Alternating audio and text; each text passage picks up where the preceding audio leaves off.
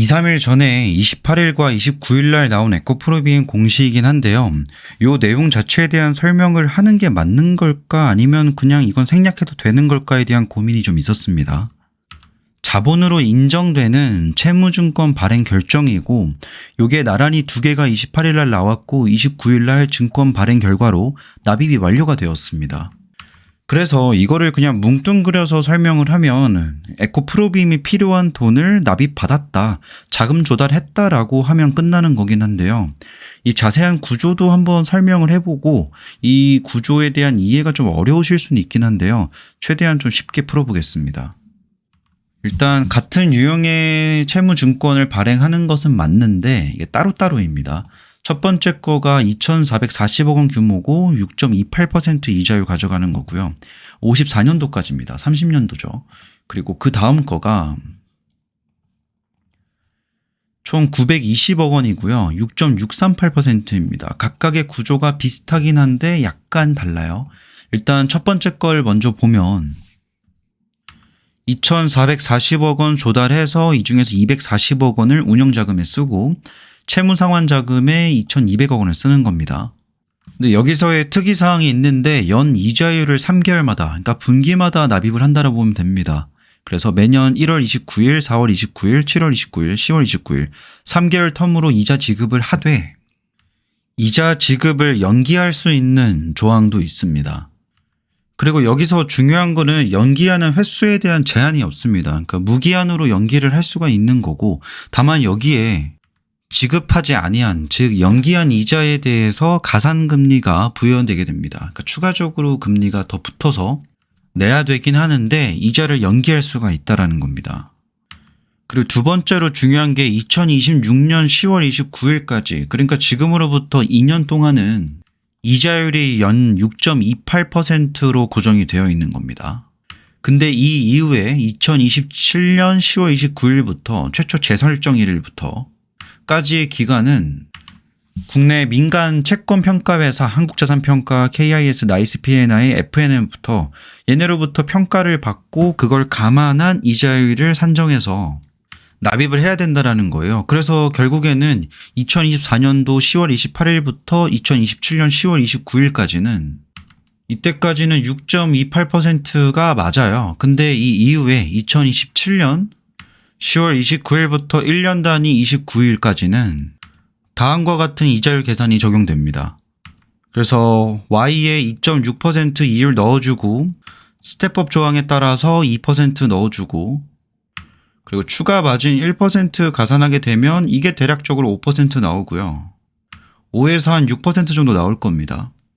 여기에 아까 말씀드렸었던 인평마진, 민평마진 다 더해가지고 이거 4%를 더해주게 되면 대략적으로 9에서 9.5% 정도의 이율이 나오게 됩니다. 사실 이러한 식은 그냥 참고만 하시면 되고요. 핵심 포인트는 뭐냐면 2년 동안 2024년도부터 2026년도까지 그리고 추가로 최초 재설정일까지 포함되니까 3년 동안은 이 6.28%로 해당 자금을 쓸 수가 있습니다. 그리고 나서부터 2027년 10월 29일부터 적용되는 이자율은 요걸 감안했을 때 9에서 9.5% 정도가 예상이 되고요.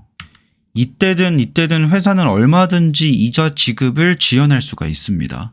돈을 빌려가서 갚아야 되는 건데 회사의 상황이 조금 더 돈을 공격적으로 써야 되는 시즌에는 이자 지급 기한을 만들어서 지연을 하고 거기에 물론 약간의 가산금리가 붙긴 하지만 그걸 감안하고 쓸 수 있다는 거죠.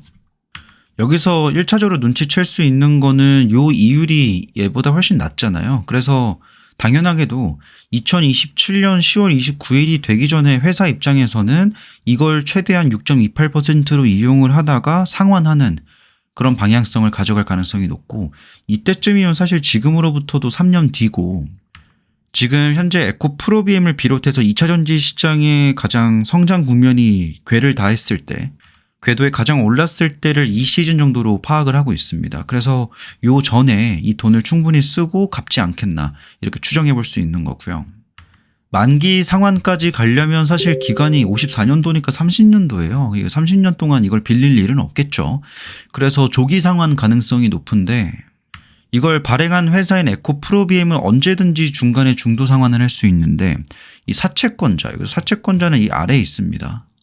주관사인 한국투자증권과 그 밑에 포함되는 발행 대상자들, 한국투자증권, NH, SK 얘네는 회사한테 지금 미리 돈 좀 줘라 라고 요구할 수가 없다라는 겁니다. 그리고 회사는 얼마든지 원한다면 발행일로부터 2년 뒤니까 2026년도부터는 언제든지 그 이후 시점부터는 언제든지 이거를 나 미리 갚을게 라고 할 수 있다라는 겁니다. 물론 갚을 때 그냥 원금만 갚는 게 아니고요. 미지급한 이자랑 추가 이자까지 포함해서 합한 금액을 상환해야 된다는 거예요. 2년 동안 돈 잘 썼습니다. 이자 내고 뭐 추가 이자 낼 거 있으면 내고 원금 내고 갚을 수가 있다는 겁니다.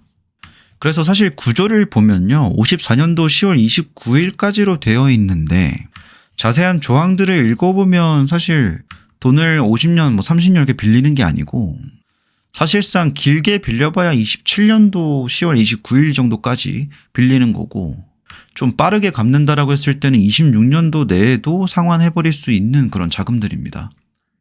이거랑 맥락이 같은 게 이 공시고요. 세부 사항들 다 똑같습니다. 약간의 이율 차이가 있긴 한데 이거는 금액의 규모에 따라서 이율이 책정이 된 거기 때문에 이것만 바뀐 거고 나머지 조항들 사채를 조기 상환하는 것이나 발행 조건들, 이후의 스텝업 조항들, 개별 민평 금리를 어떻게 계산하는지 이런 것들도 다 똑같습니다. 그리고 둘 다 3호 발행으로 되기 때문에 민간인이 살 수는 없고요. 보면 대표 주관회사인 한국투자증권이 이거를 그냥 떠간 거예요. 그래서 이게 완료되었다라는 공시가 요건데요. 주요사항 보고서 요건데 요게 납입이 완료되었다는 공시가 떠 있는 겁니다.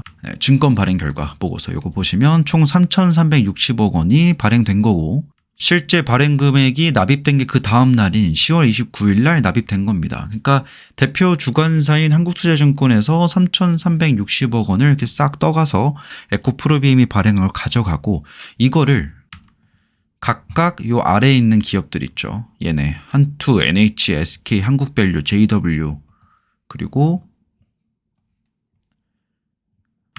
대신투자증권 그리고 한국투자증권, 키스플러스, 필릭스 이런 애들한테 각각 나눈 겁니다.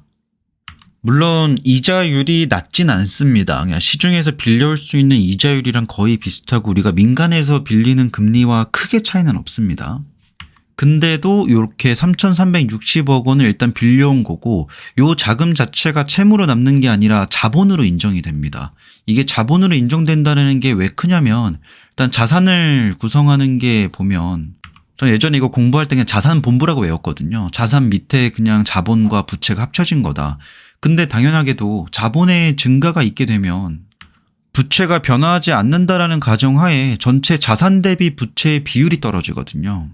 자본이 늘어나니까 자본 비율이 늘어나는 건 너무 당연한 건데 자본의 비율이 높아질수록 부채의 비율은 떨어집니다. 가만히 있어도.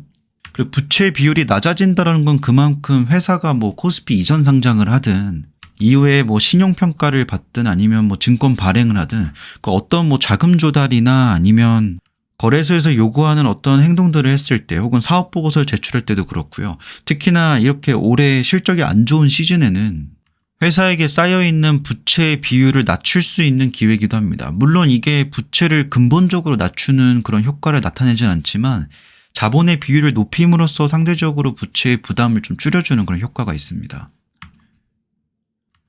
오늘 영상에서는 이렇게 좀 다뤄봤고요.